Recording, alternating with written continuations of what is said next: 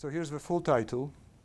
We are going to talk about examples of nanosystems and biomolecules, doing large-scale calculations. I think I'm getting feedback in my ears from all those speakers. Anyway, first let's talk about the Petascale open structure electronic structure code. That's our tool. We are scaling to 200K cores and 20K GPUs.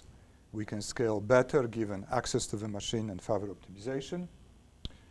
We have a new parallel eigensolver where we gain of about a factor of 10 or perhaps more for a large system. Everything is distributed via SourceForge. I'll give you the URL later.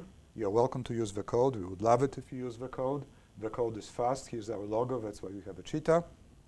The example of a nanosystem is a graphene nanoribbon transistor with a graphene here, 2 layers of boron nitride aluminum gate. We also have a bio example. Here is a nanotube connected to an enzyme. That enzyme replicates DNA. We are going to show you that it is possible to electrically monitor that. The question is, can one sequence DNA? That's still an open question. So let's move on. Realspace multigrid method, we talked about it briefly last year as well, so this is just a short summary. We do density functional theory. We solve equations directly on the grid. Instead of, you might have, those of you interested in quantum calculations know that the workhorse in density functional theory is often plane wave calculations. They are accurate. They work well. The scaling that's not very good. One of the primary culprits are fast Fourier transforms that require global communications that does not scale well. Special techniques are being used, but still it's not, the scaling leaves something to be desired. We worked with grids. If you have grids, you have real space allocation. You can do domain decomposition. Things can be allocated appropriately. Instead of fast Fourier transforms, we use multigrids, which can accelerate. I don't have time to go into it, and work efficiently, not use FFTs, but still solve equations accurately. Non-periodic conditions are as easy as periodic. We can do things efficiently and massively parallel. Here is a scaling on a Cray XK7, only 600 atoms, so you see linear scaling until basically the problem is too small for the machine. Then we deviate. This is the largest run we've done so far. On Blue Waters, we get over 1 petaflop with less than 4,000 nodes. We can do quite a bit, clearly. We have now released the code that's new compared to last year. Here is the web URI. There are even code and binaries for Linux, Mac, and Windows. You can download the binary and play it. It will work on your laptop. And for a laptop, you can do large calculations. That's not the same as obviously on Blue Waters, but everything works, and that also allows you to easily play with various features. We also have interface to Berkeley GW, the GW and excitonic beta salpeter code. When you do that, when you use Berkeley GW, you first have to generate a huge number of DFT calculations for a large number of excited states. This is a way of doing it efficiently, etc. Now, let's just talk about extending the range of DFT calculations. Ideally, people would like to do thousands or tens of thousands of electrons or orbitals. At that point, all DFT codes are limited by diagonalization. There are the so-called order n methods that are used to some extent. There are issues where they cannot handle metallic states. Convergence often slows down. There are various issues. Here I'm going to talk about how to speed up diagonalization, if you wish. Now, if you are doing electronic structure calculations, you know that one solves the equation self-consistently. That means step 1, diagonalize, step 2, diagonalize, step 3, diagonalize, until it's converged. Move the atoms. Step 1, diagonalize, step 2, diagonalize, step 3, diagonalize, etc. So one needs to diagonalize. Usually one diagonalizes using standard libraries. Now the standard libraries very well optimized are LAPACK, Magma for GPUs, ScalaPack CPUs only. Well, when you think about it, it's the wrong approach to electronic structure. Why? The libraries are certainly very, very efficient, but they start saying nothing is known, let's start from the scratch, try diagonalize, then diagonalize, etc. Well, you don't need to start from the scratch because it's usually small changes once you diagonalize once. Important changes, but small changes. So if you do it in the basis of previous steps, you have dense diagonally dominant matrix. In that case, you can think of the power method. That's what we do. And the power method converges rapidly. But of course, you've got to reduce the size of the matrix. So what we do, we simply say, take diagonally dominant parts. How can it work? Well, it works because if the eigenvalues are very different, obviously, even numerically, those eigenvectors are already orthogonal. So that works towards the end. We do also an orthogonalization step. But it turns out that we can reduce the size of the matrix by 80%. Now, 80% cubed is a large reduction. It also works well and fast. Convergence rate, by the way, is very similar by the time, or essentially identical once you do that. So here is for a metallic system, about 3,000 electrons. You see that we save quite a bit in terms of the eigenvalues over time.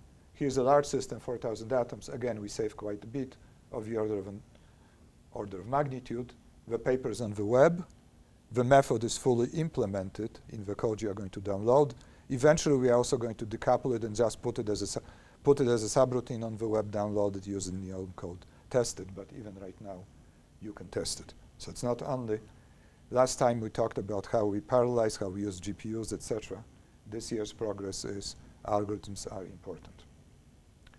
Now let's now turn to physics, graphene electronics. Everybody knows what graphene is. It got a Nobel Prize, not after experimental discovery of graphite, but after experimental discovery, let's peel off graphitic layers with Scotch tape and measure it. It's wonderful. What's wonderful there? Linear dispersion relation, not quadratic. That means very high velocities, even at room temperature.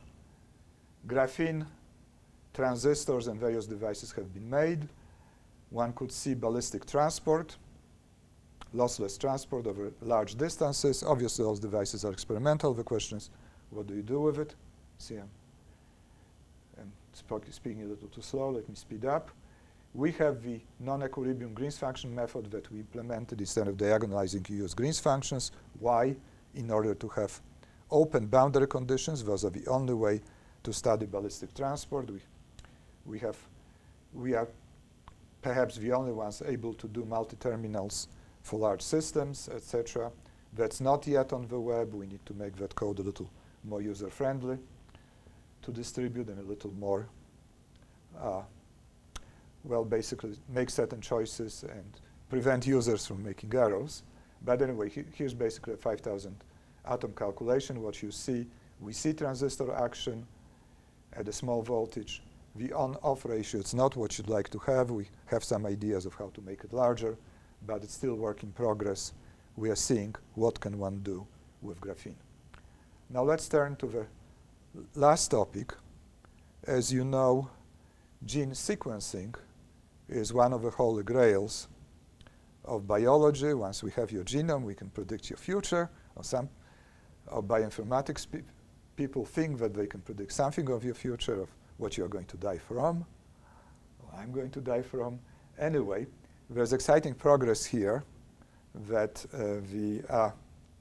instead of sequencing largely with optical labels, one is able to measure, grab a single DNA strand, see it's replicating, and once a base pair is added, one could see that in real time. This is a nanotube to which this polymerase A has been attached to, and whenever it closes, synthesizing another DNA pairs, one sees a drop in current. Now, if one could only measure here and say, hey, this is A, T, G, or C, the 4 base pairs, we would have a sequencer. That's not yet possible. Okay. This is in more detail. One basically, when synthesizing, one adds various nucleotides, and this is basically a replicating scheme that the matched nucleotide is added, very few arrows as I had on the previous slide, and this thing acts as a stapler.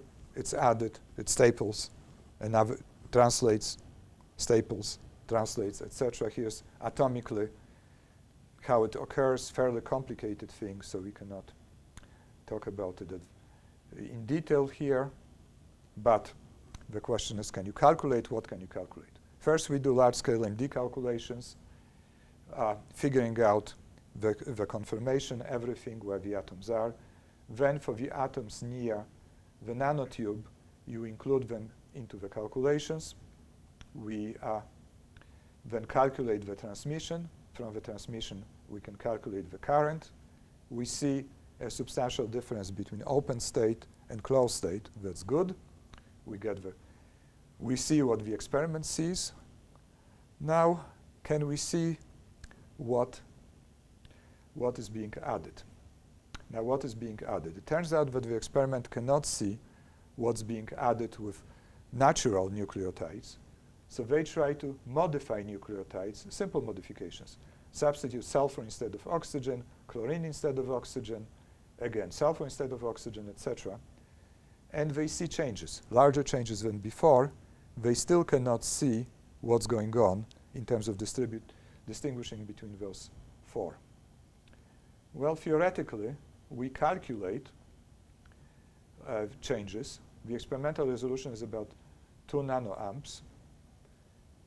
At 0 bias, we see very small differences. At 0 gate, sorry.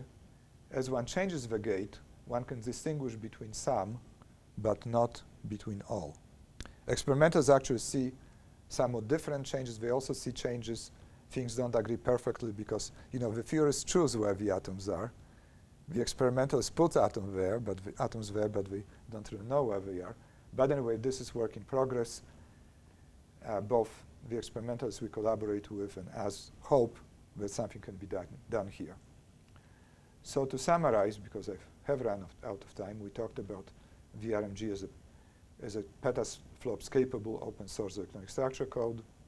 Please download it, try it, give us feedback, we'll improve it. We talked about graphene-based transistors and applications here. We talked about a nanotube sequencer and getting that to work, perhaps. Thank you. All right, that was a very rapid talk. That was good. Thank you. Any questions from the audience? Change from biological systems, but related. I guess it's kind of not related to the science, but to releasing software.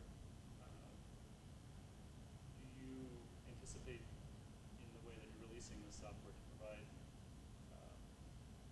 expertise and support in the use of the software, or is it more, what's your support model for releasing the application and providing, do you have a forum, do you have people that? There is a forum, we haven't opened it, but SourceForce provides the entire thing. There's questions, there is some already questions on the forum that we've answered. There have been several hundred downloads.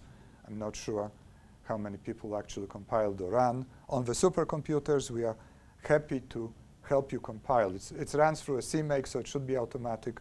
But as we know, every machine is different, every cray is different. There have been local choices in the software on the supercomputers.